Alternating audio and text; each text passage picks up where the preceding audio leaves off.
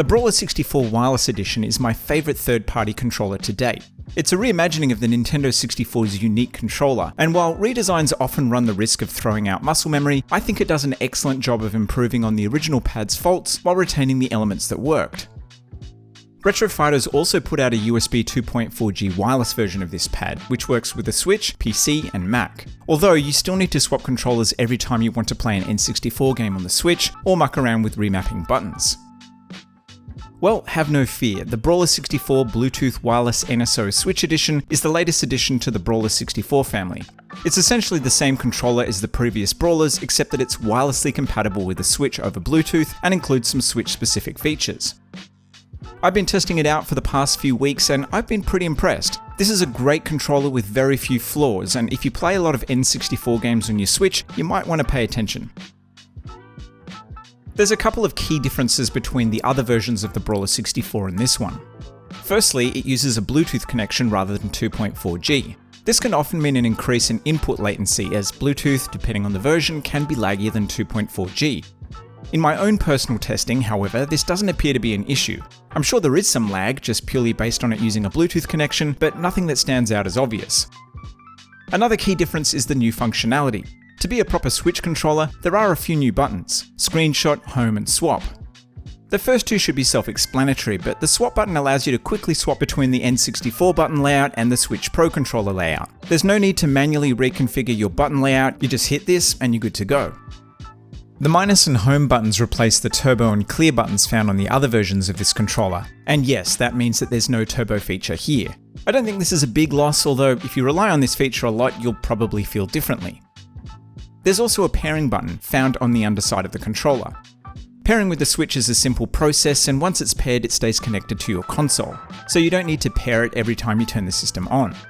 I never had any issues with the connection either, it just works. One of the advantages of being a Bluetooth controller is that it can wake the system up remotely. Not exactly a mind-blowing feature for on the go, but in docked mode it's very welcome, particularly for lazy slobs like me. Range is about 30 feet or 10 meters, and this should be more than enough for most people. Now, I think it's important to note that wireless connectivity is only available for use with the Switch. You can use this controller with a PC, but only when connected via a USB cable. Another feature this controller has that the other Brawler64 wireless variants don't is rumble. This is one of the nicest rumbles I've ever used, and I'm including the DualSense and its whiz-bang haptics in that statement. It even lets you increase or decrease the power of the rumble. Full power seems like it might have been designed with the ladies in mind, and conversely, the low setting is quite subtle. It's brilliant. In theory, you could also use this feature to marginally increase the battery life without giving up the rumble entirely. Including a rumble understandably increases the weight of the controller to just over 200 grams, and I think this is a good thing. The Brawler64's design has always felt comfortable, but now it has a satisfying heft to match. Battery life is quoted at 10 hours, which is typical for this type of third-party controller. In my testing, this did vary depending on the strength of the rumble.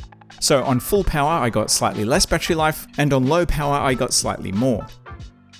It takes about 2.5 hours to charge, and charging is done by USB-C. Finally, the controller has a motion sensor. This is for use with compatible Switch games that use motion controls. So yeah, the Brawler64 Bluetooth Wireless NSO Switch Edition is a proper Switch controller in almost every sense.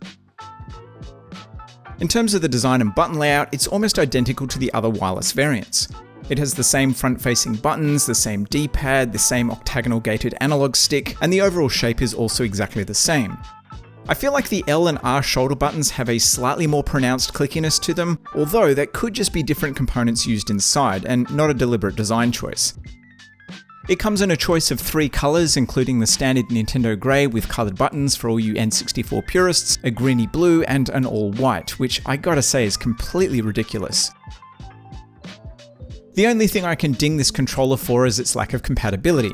This is for Switch and PC users, that's it. It doesn't even work on a Mac. I'd love to have one controller that does everything, although maybe the Defender proves that's not possible. Also, I'm not who this controller is for. It's not for retro gamers like me playing on original hardware, and increasing the compatibility would almost certainly increase the cost. This costs a little less than the Switch Pro controller, and is every bit as good in terms of quality and usability. Being able to seamlessly switch between Pro and N64 button layouts also makes it ideal for people who play both Switch and N64 games on the regular. The only thing it's missing to completely replace the Pro controller is a second analog stick. So there will be some games like Doom for example, where you'll still need to use either the Joy-Cons or a Pro controller. It would have been nice to have a bit more device compatibility, but overall, this is a great controller that's well worth the asking price. If you're looking for a recommendation, you've got mine.